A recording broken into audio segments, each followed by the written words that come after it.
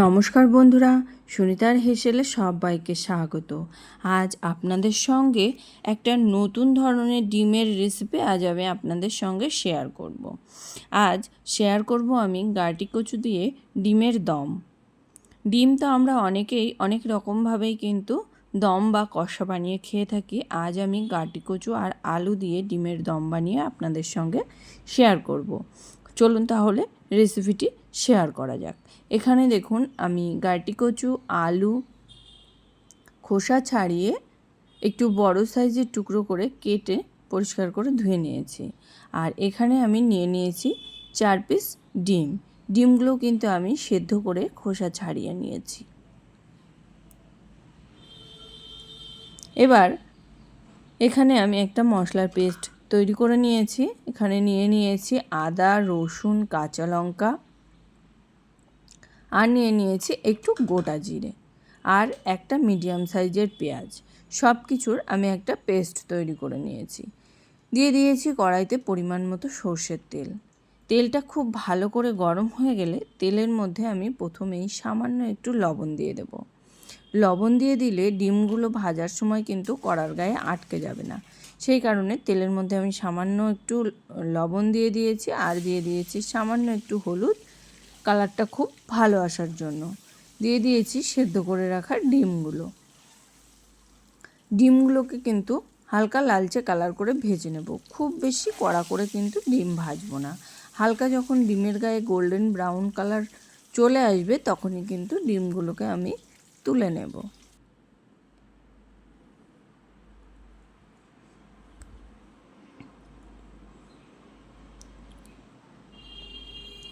দেখুন এখানে কিন্তু ডিমগুলো লালচে কালার করে ভেজে নিয়েছি। এবার ডিমগুলোকে আমি তুলে নেব।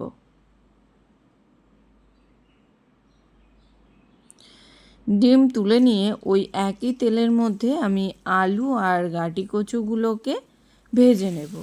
খুব ভালো করে আলু আর গাঁটি কচুটাকে কিন্তু লালচে কালার করে ভেজে নিতে হবে। তাহলে কি হবে, গাঁটি কচুর গায়ে যে একটা নালনেলা ভাব আছে সেই ভাবটা কিন্তু আর থাকবে না। দিয়ে দিয়েছি এর মধ্যে পরিমাণ মতো লবণ আর দিয়ে দিয়েছি পরিমাণ মতো হলুদ গুঁড়ো। খুব ভালো করে লবণ আর হলুদ গুঁড়োটাকে মিশিয়ে নিয়ে এবার আমি ঢাকা দিয়ে দিয়ে আলু আর গাঁটি কচুটাকে কিন্তু লালচে কালার করে ভেজে নেব। গাঁটি কচুটা যত ভালো করে ভাজা হবে এর মধ্যে কিন্তু নালনালে ভাবটা আর থাকবে না। সেই কারণেই আমি কিন্তু সিদ্ধ করে না নিয়ে এইভাবে কিন্তু তেলের মধ্যে লবণ আর হলুদ দিয়ে ভেজে নিয়েছি। এইভাবে রান্না করলে গাঁটি কচু কিন্তু খেতেও খুবই সুন্দর লাগে। দেখুন আমি ঢাকা দিয়ে দিয়ে প্রায় 7 থেকে 8 মিনিট সময় নিয়ে গাঁটি কচুটাকে কিন্তু লালচে কালার করে ভেজে নিয়েছি। এবার কচুগুলোকে কিন্তু আমি তুলে নেব।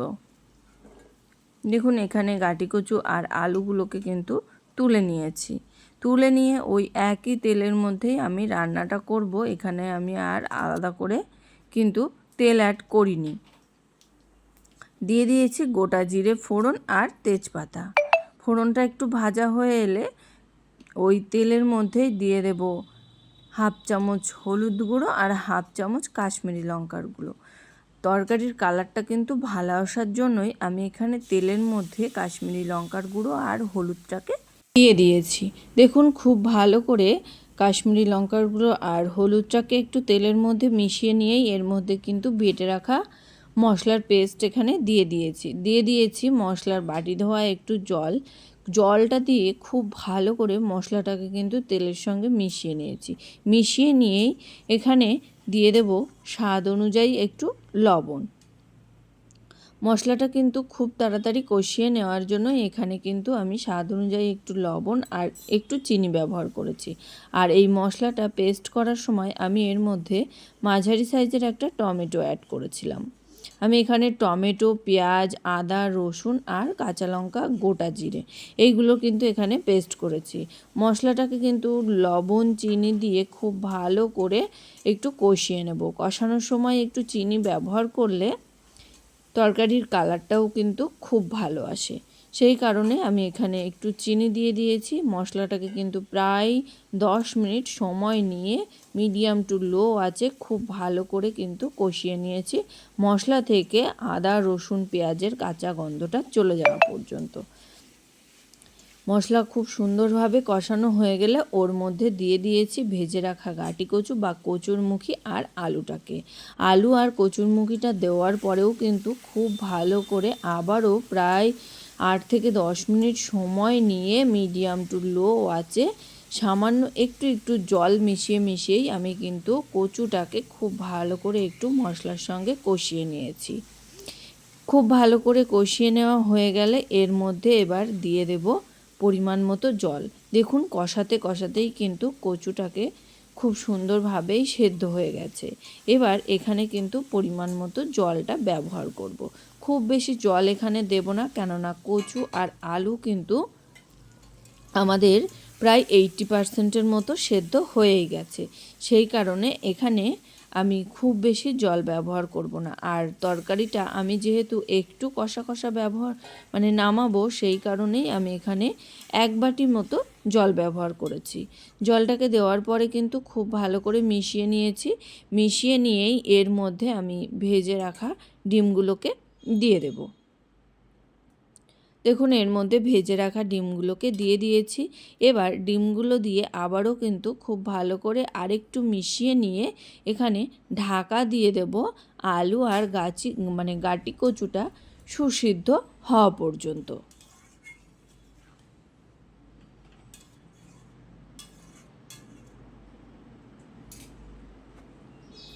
ফিরে আসছি প্রায় 7 থেকে 10 মিনিট পর। দেখুন একদম লো টু মিডিয়াম আঁচে রেখেই আমি প্রায় 10 মিনিট পরে ফিরে আসছি। এখানে কিন্তু আলু গাঁটি কচু খুব ভালোভাবেই সেদ্ধ হয়ে গেছে, আর তরকারির ঝোলটাও কিন্তু অনেকটাই কমে এসেছে। এই পর্যায়ে আমি এখানে কিন্তু দিয়ে দেব একটু গরম মশলার গুঁড়ো। দেখুন এখানে গাঁটি কচু কিন্তু খুব সুন্দরভাবেই সেদ্ধ হয়ে গেছে।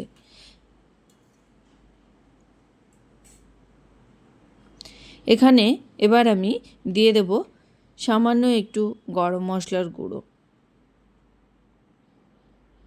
খুব ভালো করে গরম মশলা গুঁড়োটা দেওয়ার পরে একটু মিশিয়ে নেব।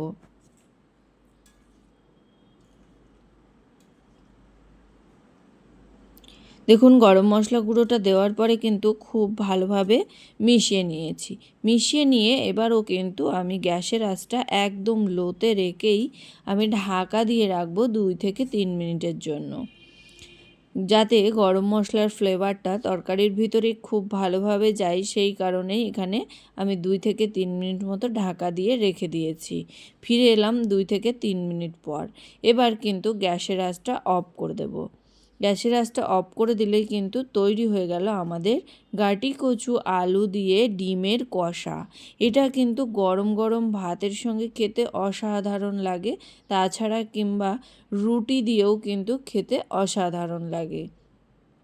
তাহলে বন্ধুরা, আমার এই গাঁটি কচু আলুর কষার রেসিপি আপনাদের কেমন লাগলো অবশ্যই কিন্তু কমেন্ট করে জানাবেন। যদি ভালো লেগে থাকে তাহলে কিন্তু একটা লাইক করবেন আর সাবস্ক্রাইব করে পাশে থাকার অনুরোধ রইল। আজকের মতো এই পর্যন্তই। আবার দেখা হবে নতুন কোনো রেসিপি নিয়ে। ভালো থাকবেন, সুস্থ থাকবেন, ধন্যবাদ। আর এই রকম গাঁটি কচু ডিমের কষা থাকলে কিন্তু মাছ মাংসকেও কিন্তু হার মানবে। এটা কিন্তু মাংসের থেকে কোনো অংশেই কম হয়নি। খুবই সুস্বাদু এই গাঁটি কচুর রেসিপি।